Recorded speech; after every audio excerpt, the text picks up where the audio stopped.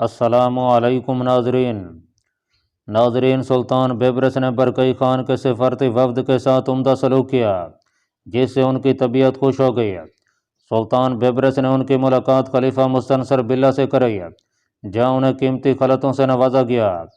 سلطان بیبرس نے ان کی دل جوئی کے لیے پناہ گزین زرعی کھیل دستوں میں کئی قابل افراد کو اپنے حلقے میں اعلیٰ مراتب پر فیض کیا۔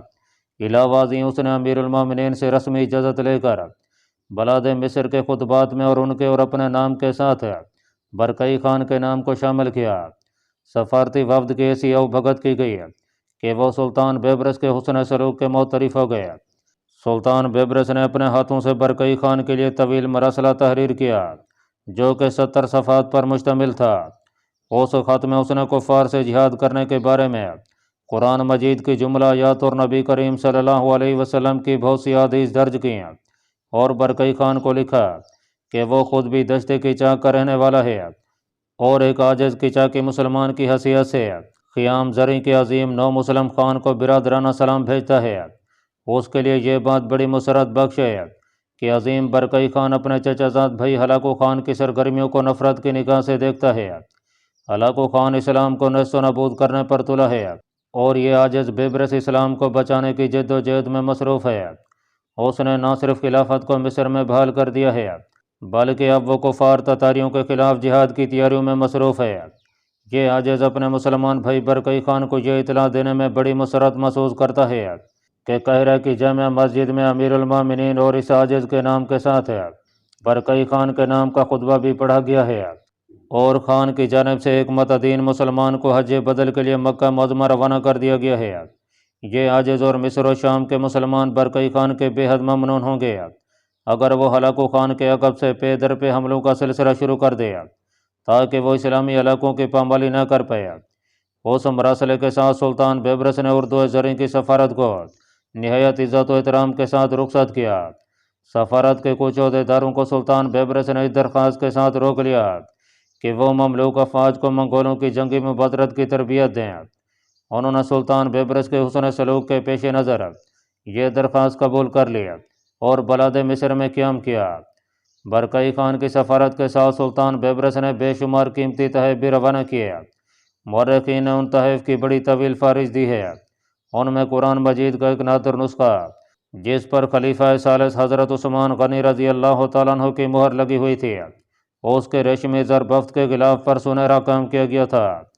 ہاتھی دانت اور ابنوس سے بنا ہوا ایک مرصع تخت، کئی منقش اور زرتار مسلح جات اور چاندی کی تشتریاں، نقرئی دستوں کی نفیس تلواریں، خارزم کی زینیں، ریشم کی ڈوری والی دمشقی کمانیں، منقش نیزے، درجنوں تیر کش، مختلف رنگوں کے نفیس پردے، یکتا روزگار شمعدان، تکیے، غلاف گو تکیے، سنگی دیگیں، سیدھے ہوئے بندر جنہیں ریشمی لباس پہنائے گئے تھے، تازی گھوڑے، جنگلی گدھے، زرافے، سبا رفتار اونٹ، اعلیٰ درجے کے طوطے، حبشی غلام، خواجہ سرا اور تربیت یافتہ کنیزیں اور بے شمار اشیاء شامل تھیں۔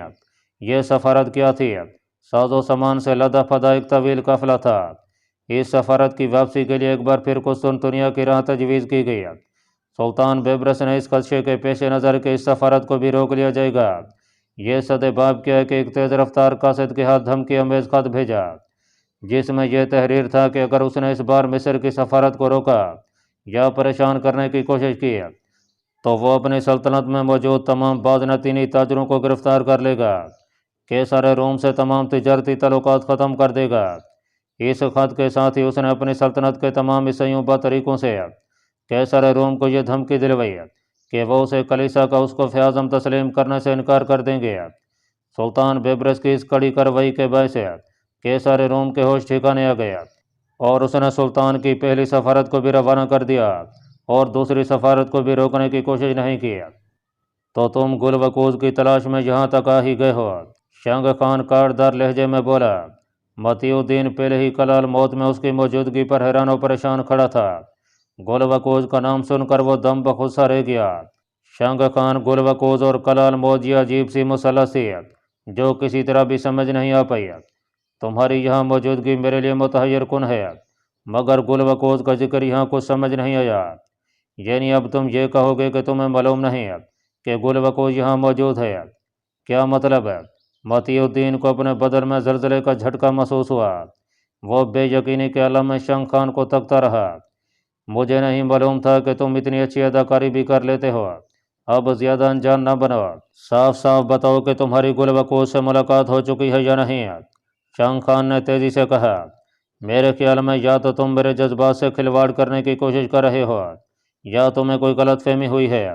متی الدین پریشانی کے عالم میں بولا، تو تم یہاں کیا لینے آئے ہو؟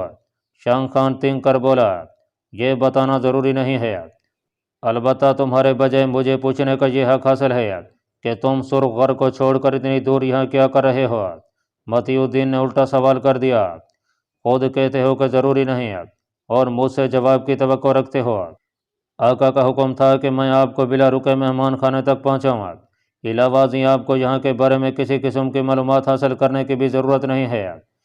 شاہ جی، تمہیں مہمان سے بات کرنے کے لیے آقا سے اجازت لینا ہوگی کیونکہ یہ ان کے خاص مہمان ہیں۔ غلام نے مداخلت کرتے ہوئے کہا، خاص مہمان؟ شنگ خان حیرت سے غلام کی صورت دیکھنے لگا۔ وہ جانتا تھا کہ خاص مہمان سے کیا مراد ہے۔ خاص مہمان وہ لوگ ہوتے تھے جن کا تعلق براہ راست شیخ کبیر الدین سے ہوتا تھا اور ان کی مدارت میں خصوصی انتظامات کیے جاتے تھے۔ دوسرا، ایسے مہمانوں کے ساتھ کسی بھی عام فرد کو بات چیت کرنے کی اجازت نہیں تھی۔ وہ ایک قدم پیچھے ہٹ گیا۔ غلام نے متی الدین کو چلنے کا اشارہ کیا تو وہ طنزیہ مسکراہٹ کے ساتھ آگے بڑھ گیا۔ شنگ خان اس کی خصوصی اہمیت کے بارے میں غور کر رہا تھا۔ اس نے فوراً شیخ کبیر الدین سے ملاقات کا فیصلہ کر لیا۔ وہ اسے متی الدین کے بارے میں بتانا چاہتا تھا کہ وہ یقیناً وہاں گل وقوع کی تلاش میں ہی پہنچا ہے۔ ناظرین، ذی القعدہ 659 ہجری میں ایک چھوٹا سا نصرانی تجارتی قافلہ سمندری رستے سے دمیات کی بندرگاہ پر پہنچا۔ یہ قافلہ ریاست اطالیہ اور صقلیہ کے جزائر سے تجارتی سامان لے کر آیا تھا اور بلاد مصر کے دارالخلافہ قاہرہ کی جانب کوچ کا خواہشمند تھا۔ ان دنوں قاہرہ کو تجارت کے معاملے میں بے حد شہرت حاصل تھی۔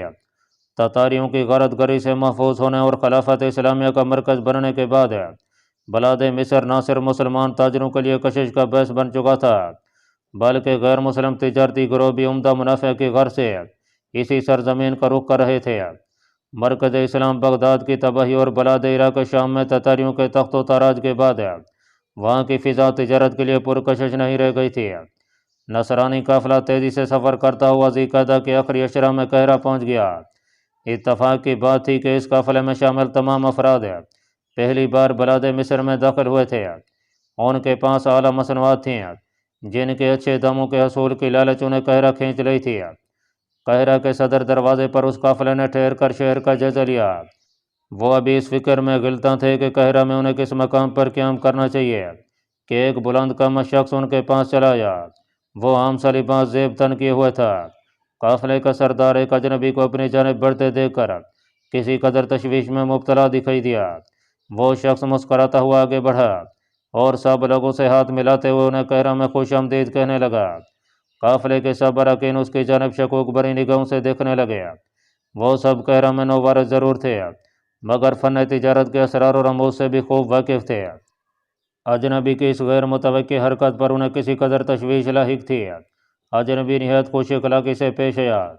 کچھ ہی دیر میں اجنبی نے ان سے یہ معلوم کر لیا کہ وہ قاہرہ میں پہلی بار ہیں اور انہیں اپنے قیام کے بندوبست میں کسی قدر مشکل کا سامنا ہے۔ اجنبی نے بلا دریغ اپنی خدمات پیش کر دیں۔ ان کے انکار کے باوجود وہ انہیں ساتھ لے کر قاہرہ کے ایک مصروف بازار کی جانب بڑھایا اور ایک معروف سرائے میں انہیں ٹھہرنے کا مشورہ دیا۔ قافلے کے نصرانی سردار نے بالخصوص اس سرائے کے انتخاب کو شک و شبہ کی نگاہ سے دیکھا۔ اس نے معذرت کرنا چاہیے مگر جانے اس اجنبی کے لہجے میں کیا بات تھی کہ وہ اس کی بات کو رد نہ کر سکے۔ وہ اجنبی انہیں اس سرائے میں چھوڑ کر آنن فانن رخصت ہو گیا۔ قافلے کے سب افراد اس کی اس حرکت پر تذبذب کا شکار ہو گئے۔ قافلے کے کچھ لوگ یہ قیاس رئی کرنے لگے کہ وہ اجنبی نہایت چلاک اور مکار قسم کا نوسر باز ہے جو انہیں اپنے اعتماد میں لے کر کسی جال میں پھنسانا چاہتا ہے مگر وہ اس کی خوش خلقی اور حسن سلوک کو کوئی نام نہ دے سکے۔ قافلے کے سردار نے اجنبی کے معاملے کو نظر انداز کرتے ہوئے فی الوقت اسی سرائے میں قیام کا فیصلہ کیا۔ قافلے کے سب لوگ اس اجنبی کو بھول کر اگلے 3 دنوں تک مختلف بازاروں میں اپنے مال کی فروخت میں مصروف رہے۔ انہیں جلد ہی یہ احساس ہو گیا کہ ان کے مال کی نوعیت کے لحاظ سے وہی سرائے بے حد موزوں تھی جہاں وہ قیام کیے ہوئے تھے۔ نہ صرف ان کے مال کی خرید و فروخت کے لیے متعلقہ بازار اس سرائے کے قریب تھے، بلکہ دوسرے بازاروں کی نسبت ان بازاروں میں منافع کی شرح زیادہ تھی۔ اس حقیقت کے ادراک نے ان کے دل میں اجنبی کے لیے وقت بڑھا دیا۔ ایک ہفتے کے مختصر قیام میں ہی وہ اپنا تمام مال بیچ کر فارغ ہو چکے تھے۔ کئی تاجروں نے ریشم اور دیگر اجناس کا ذخیرہ کرتے ہوئے اپنی واپسی کا سامان تیار کر لیا۔ وہ قاہرہ سے واپسی کی تیاری میں مصروف تھے کہ اچانک وہ اجنبی ان کے پاس چلا آیا۔ وہ یکدم اس اجنبی کی صورت اپنے کمرے میں دیکھ کر دم بخود سے رہ گئے۔ ریاست اردو زرعی کے کان اعظم جلال الدین برقعی خان جب سے مرکہ جلوت میں الخانی افواج کی شکست ہوئی تھی، بے حد مسرور رہنے لگا تھا۔ اس نے بلاد مصر کے سلطان بیبرس کی طرف ہاتھ میں اس لیے بڑھایا تھا کہ مسلمان تتاریوں کو نہ صرف تحفظ حاصل ہو جائے، بلکہ سلطان بیبرس بھی بخوبی سمجھ لے کہ الخانی منگولوں کی بربریت کا دور اب اختتام پذیر ہو رہا ہے۔ یہ اعلان دوستی جہاں بلاد شام و مصر کے مسلمانوں کے لیے نوید مسرت بنا تھا، وہیں ہلاکو خان کے رعب و دبدبے سے کھڑی دیوار کو بھی منہدم کر چکا تھا۔ کان اعظم منگو خان کی ڈھیل کے باعث معاملات اس قدر بگڑ چکے تھے کہ منگولوں میں اتحاد کی کوئی رمق باقی نہیں رہی تھی۔ برقعی خان کے مسلمان ہونے کے باعث اس کی ہمدردیوں کا رخ مسلمانوں کی طرف ہو گیا، تو ہلاکو خان اس کی مخالفت میں نصرانیوں کی حمایت کی دلدل میں دھنسا چلا گیا۔ ممکن تھا کہ برقعی خان کو ہلاکو خان کی اس حمایت پر کوئی اعتراض نہ ہوتا، مگر گزشتہ 5 سالوں میں مسلمانوں پر ڈھائے جانے والے ستم و غارت گری کے طوفان بدتمیزی اور بغداد کی دردناک تباہی نے برقعی خان کو اس کے مد مقابل کھڑا ہونے پر مجبور کر دیا تھا۔ یہی وجہ تھی کہ وہ ہر اس مسلمان حکمران کو سہارا دینے کی کوشش کر رہا تھا جس میں منگولوں کے خلاف اٹھ کھڑا ہونے کا دم دکھائی دیتا تھا۔ ہلاکو خان کو جب سے برقعی خان کی اس سفارت کے بارے میں معلوم ہوا تھا تو وہ پیچ و تاب کھاتا ہوا دکھائی دیا۔ قیام زرعی خیل منگولوں کی سلطنت اتنی مختصر نہیں تھی کہ وہ چند دن کی لشکر کشی سے اسے فتح کر سکتا۔ دوسرا، اسے احساس تھا کہ اس کے مد مقابل عراقی و شامی مسلمان نہیں ہیں، بلکہ اس کے ہم نسل منگول ہیں جو نہ صرف آپس میں رشتہ داریوں میں بندھے ہوئے ہیں بلکہ ان سب جنگی تدابیر و رموز سے آشنا ہیں جن کی بدولت منگول سلطنت کی وسعت میں بے پناہ اضافہ ہوا تھا۔ مصری سفارت جب اردو زرعی کے دارالحکومت سرائے پہنچی تو برقعی خان نے سلطان بیبرس کی سفارت کا گرم جوشی سے خیر مقدم کیا۔ سلطان بیبرس کے بھیجے ہوئے طائف دیکھ کر اس کو دلی مسرت ہوئی۔ اس نے شکریہ کے لیے ایک طویل خط لکھا۔ سلطان بیبرس کی بھیجی ہوئی تجویز اسے بے حد بھائی۔ وہ پہلے سے ہی ہلاکو خان کو بلاد اسلامیہ میں بڑھنے سے روکنا چاہتا تھا۔ برقعی خان نے اپنے پیغام میں اپنی بھرپور مدد اور تعاون کی یقین دہانی کری اور ساتھ ہی ماہر جنگجو بھی مصر روانہ کیے تاکہ وہ اسلامی لشکر کو منگولوں کی لڑائی کا عمدہ طریقہ کار سکھا سکیں۔ زرعی خیل منگولوں نے قاہرہ کے حسن و جمال کا نقشہ جب برقعی خان کے سامنے پیش کیا تو برقعی خان اپنی جگہ دم بخود سا رہ گیا۔ اس نے فوری طور پر سلطان بیبرس سے ایسے معمار، کاریگر اور صنعت طلب کیے جو عمارتی و تعمیراتی فنون میں ماہر ہوں۔ اس نے خط میں لکھا ہے کہ سرائے میں مکانات کی بے حد کمی ہے، ہماری رعیت کی اکثریت خیموں میں زندگی بسر کر رہی ہے۔ سلطان بیبرس نے برقعی خان کی اس فرمائش کو اس قدر سرعت سے پورا کیا کہ برقعی خان سلطان بیبرس کے قول و فعل سے متاثر دکھائی دینے لگا۔ اسے کامل یقین ہو گیا کہ اب اسے بلاد شام و عراق کی فکر کرنے کی چنداں ضرورت نہیں ہے۔ سلطان بیبرس اتنی قوت رکھتا ہے کہ ان علاقوں میں موجود الخانی منگولوں سے نبٹ سکے۔ برقعی خان نے مصری معماروں کے ساتھ کثیر تعداد میں منگولوں کو کام پر لگا دیا، جس کے نتیجے میں سرائے میں تیزی سے مکانات، دکانیں، شاہی محلات، مدارس، مساجد، سرائیں اور مہمان خانے وجود میں آنے لگے۔ مدارس اور مساجد کی تعمیر سب سے اول کی گئی۔ سمرقند اور بخارا سے کئی نامور علماء کو سرائے آنے کی دعوت دی گئی تاکہ منگول نوجوان اور بچوں کی صحیح خطوط پر تربیت کی جا سکے۔ قیام زرعی خیل منگولوں میں اسلام سے اجنبیت ابھی تازہ تھی۔